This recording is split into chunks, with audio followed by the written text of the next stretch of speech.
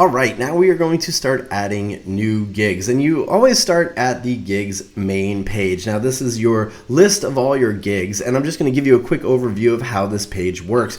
At the top, you'll see you can search gigs by name for all the gigs by these statuses, and we're going to talk about statuses in detail in a minute. But if you're not seeing a gig you thought you added, you may want to check and make sure you've got all the correct filters on.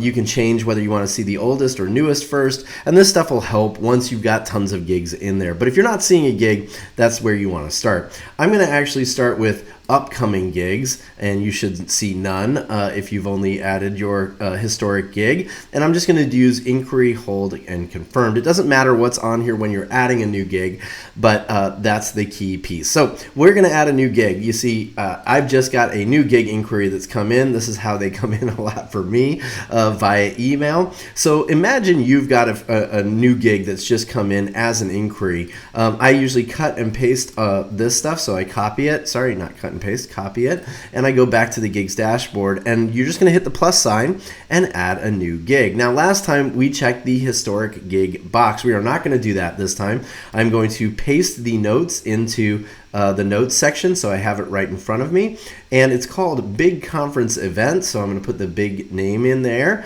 The location is in Boston, Massachusetts, so I'm just going to start typing Boston, and it should autocomplete. If the location is not clear, which sometimes happens, they'll say like we're not sure where we're having it, you need to check the to be determined box, okay? And that will actually allow you to add a gig without a location.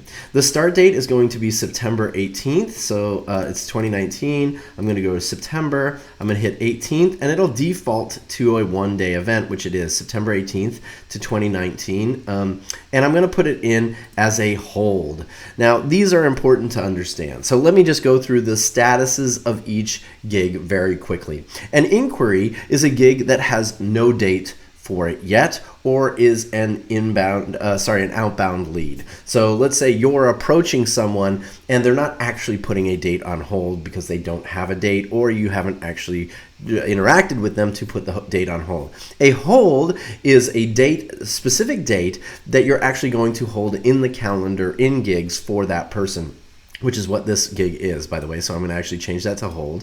A confirmed gig is a gig that's actually signed a speaker agreement. A released gig is a gig that you have actually released for whatever reason. Maybe they released you because of price, or maybe you released them because you never heard back.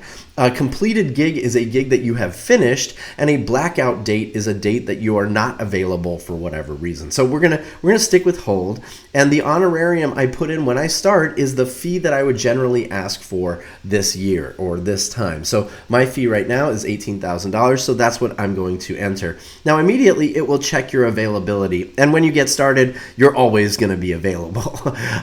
As you start adding dates, you'll start to see any dates that make it impossible for you to do this, or you might be on hold, or you'll see this evolve over time. And then all you do is hit add this gig.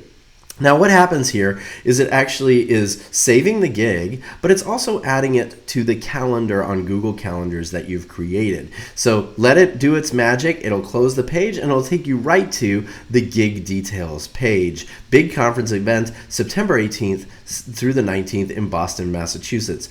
And this is the point at which I start to add some information. But you'll also notice that you start to see an audit trail for the gig. Now this is really helpful over time, okay? Right now, because you're just starting out, you'll start to see that your date on hold will have 150 days before the event, which it is, and this data may be blank for you, okay? But as you move forward, we'll start to use this data to get some intelligence out of what we're doing. And you can immediately start to edit the client details. So I've got Bob Smith, which is the client contact. I've got his email address, which I can put here. I may have his phone number, which I could also put in. The number of attendees, which is in my form, so I know it's 500. If there's a website, which he doesn't mention, but I might go look for it right now, and if it's a conference name like Big Business, I'm assuming that's the name of the company, I'm going to add that already. And the client type, I don't know yet, but I'm going to guess it's corporate, and I'm not even sure if it's annual, so I'll just save that section. In the lead capture section, because I know exactly what's happened so far, this is a really good time to do this. So I'm going to do lead source, which is web form. If it's not a web form for you, maybe they reached out on Facebook. Put that as your lead source. For the niche, I don't know the niche right now, so I'm going to leave that blank. For what inspired the outreach, I don't know that either, but I may go and check his website to see if I can find out the keynote speakers from last year, and if they are there, I would add that. The referral person, I also don't know, so all I've added so far is the lead source. Now, in this finances section, I may say that this is including travel, because I know it's in Boston, and usually for domestic travel, I do including travel. And the venue, I don't know yet. I just know it's in Boston, Massachusetts. So I've already added a gig. Now, if I go back to my gig main page, I'll be able to see that if I'm looking at upcoming gigs, all of them that are on inquiry holder confirmed, and there it is. If I want to get to that event easily, I can just click it, and as you get more events, you can just search for big, and it'll show right up there. And that'll help you get there efficiently. This is the reset button, by the way, for your search results. It'll reset your search results to the basic all gigs and these 3 filters. So I hope that's been helpful so far. Next, we are going to actually talk about what happens when you change statuses in a gig as you move it through the process.